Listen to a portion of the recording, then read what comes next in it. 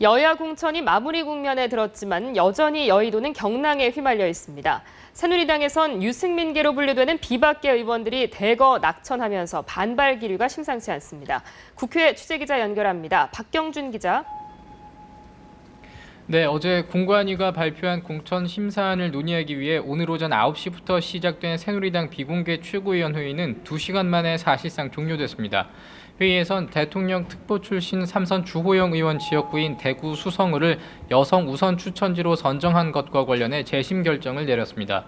황진하 사무총장은 회의 뒤 어제 결정한 경선 지역은 모두 의결했다고 밝혔습니다. 그러나 비주류 의원들이 대거 탈락한 단수 우선 추천 지역을 놓고는 격론을 벌인 가운데 뚜렷한 결론은 내리지 못한 것으로 알려졌습니다. 초미의 관심사인 유승민 의원 공천 여부와 관련해선 비공식 의견만 청취했다고 참석자들은 전했습니다. 앞서 어제 공관위 회의에선 김무성 대표에 대한 막말로 논란을 빚은 친박계 핵심 윤상현 의원이 공천에서 배제됐고 오선 이재호 의원 등 비박계와 류성걸, 조혜진 의원 등 유승민계 4인방도 낙천했습니다.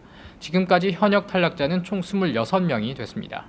당내에선 비박계 학살이라면서 반발 기류가 만만치 않습니다. 유승민 원내대표 시절 원내 수석부대표를 지낸 조혜진 의원이 낙천에 거세게 반발하면서 무소속 출마 가능성을 열어놨고 이명박 정부 시절 청와대 비서실장을 지낸 임태희 전 의원 역시 공천 탈락에 탈당 후 무소속 출마를 오늘 선언했습니다. 이런 반발 속에도 불구하고 이한구 공관위원장의 태도는 여전히 단호한 모습입니다.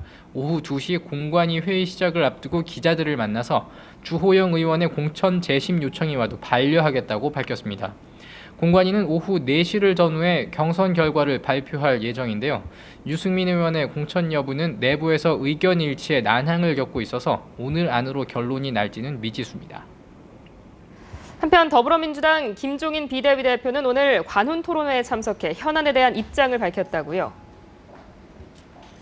그렇습니다. 김종인 비대위 대표는 오늘 오전 관훈 토론회에 참석해 야권 연대를 비롯해 친노 물갈이에 따른 후폭풍 등 현안에 대한 입장을 밝혔습니다. 김 대표는 4.13 총선 목표 의석수에 대해 현재 가진 의석수 정도만 확보하면 선전했다고 판단한다면서 목표 미달 시 대표직 사퇴 의사를 분명히 했습니다. 국민의당과 야권 통합 내지 수도권 연대 가능성에 대해 현재로선 불가능하다고 본다면서 당대당 야권 연대는 국민의당 안철수 대표가 바라지 않는다는 입장을 견지했기 때문에 어려울 것 같다고 말했습니다.